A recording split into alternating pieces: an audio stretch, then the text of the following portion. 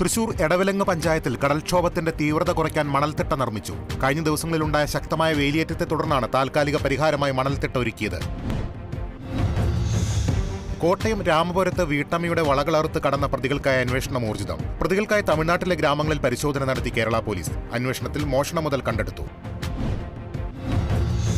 തൃശൂർ പുല്ലൂറ്റ് കതിർ പുരുഷ സഹായ സംഘത്തിന്റെ നേതൃത്വത്തിൽ അനുമോദന ചടങ്ങ് സംഘടിപ്പിച്ചു. പരിപാടിയിൽ SSLC +2 പരീക്ഷകളിൽ ഉന്നത വിജയം കരസ്ഥമാക്കിയ വിദ്യാർത്ഥികളെ അനുമോദിച്ചു. തൃശൂർ EMS സ്മാരക വായനശാലയുടെ ആഭിമുഖ്യത്തിൽ SSLC +2 ഉന്നത വിജയികളെ അനുമോദിച്ചു. വിജയികൾക്ക് പുരസ്കാരങ്ങളും പഠനോപകരണങ്ങളും വിതരണം ചെയ്തു. തൃശൂർ പണിക്കശ്ശേരി ഫൈനാൻസ് ധനകാര്യ സ്ഥാപനം വഴി ജനങ്ങളിൽ നിന്നും സ്വർണ്ണപ്പണയം വാങ്ങി തട്ടിപ്പ് നടത്തിയ കേസിലെ പ്രതി അറസ്റ്റിൽ. എറിയാട് സ്വദേശി നാസറാണ് അറസ്റ്റിലായത്. വിദേശത്തേക്ക് കടക്കാൻ ശ്രമിച്ച പ്രതിയെ നെടുമ്പാശ്ശേരി എയർപോർട്ടിൽ വെച്ചാണ് അറസ്റ്റ് ചെയ്തത്.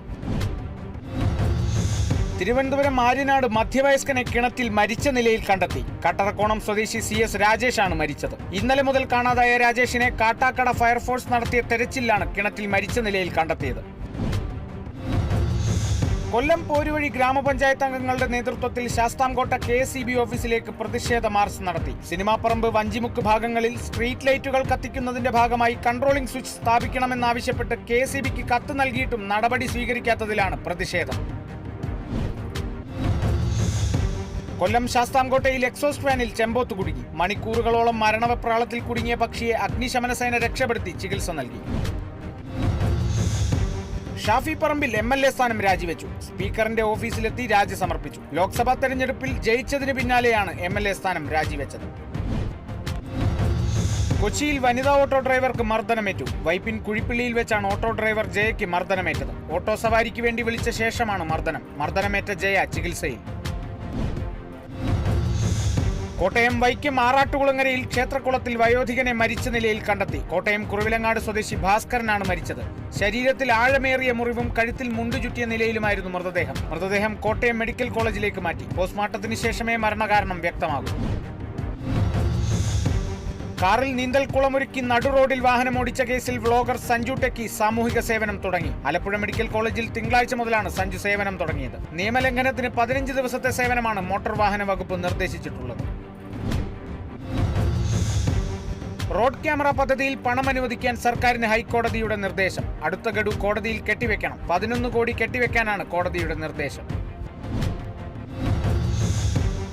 കോഴിക്കോട് കൊടിയത്തൂരിൽ വൈദ്യുതി ലൈനിൽ മരം പൊട്ടി വീണ് ഗതാഗതവും വൈദ്യുതിയും തടസ്സപ്പെട്ടു. തോട്ടുമുക്കം അരീക്കോട് റോഡിൽ റബ്ബർ മരമാണ് പൊട്ടി വീണത്. നാട്ടുകാരുടെ ഏറെ നേരത്തെ പരിശ്രമത്തിനൊടുവിൽ ഗതാഗതവും വൈദ്യുതിയും പുനഃസ്ഥാപിച്ചു.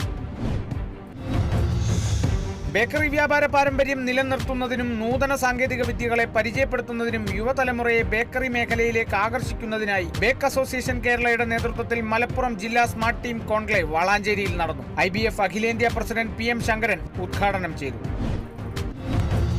തൃശൂർ മണലൂർ പഞ്ചായത്തിലെ കാഞ്ഞാണിയിൽ പ്രവർത്തിക്കുന്ന ജനകീയ ഹോട്ടൽ കെട്ടിടം അപകടാവസ്ഥയിൽ. മഴക്കാലം ആരംഭിച്ചതോടെ ഹോട്ടൽ ചോർന്നൊലിക്കുകയാണ്. സമീപത്തെ കംഫർട്ട് സ്റ്റേഷനിലെ സെപ്റ്റിക് മാലിന്യം പുറത്തേക്ക് വരുന്നതും പ്രതിസന്ധി സൃഷ്ടിക്കുകയാണ്. ഹോട്ടലിന് അടിസ്ഥാന സൗകര്യം ഒരുക്കുന്നതിൽ പഞ്ചായത്ത് ഭരണസമിതി പരാജയമായി മാറിയെന്നാണ് നാട്ടുകാരുടെ ആരോപണം.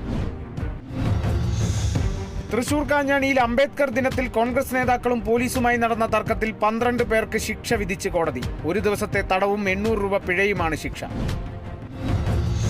Kerala police association Ernakulam rural ജില്ലാ കമ്മിറ്റിയുടെ നേതൃത്വത്തിൽ സൂപ്പർ ഹിറ്റ് മലയാളം മൂവി തലവൻ സിനിമയുടെ തിരക്കഥാകൃത്തും ആലുവ ട്രാഫിക് സ്റ്റേഷനിലെ ഉദ്യോഗസ്ഥനുമായ ശരത് പെരുമ്പാവൂരിനെയും ടീം അംഗങ്ങളെയും അനുമോദിച്ചു. ജില്ലാ പോലീസ് മേധാവി ഡോക്ടർ വൈഭവ് സക്സേന IPS അനുമോദന ചടങ്ങ് ഉദ്ഘാടനം ചെയ്തു.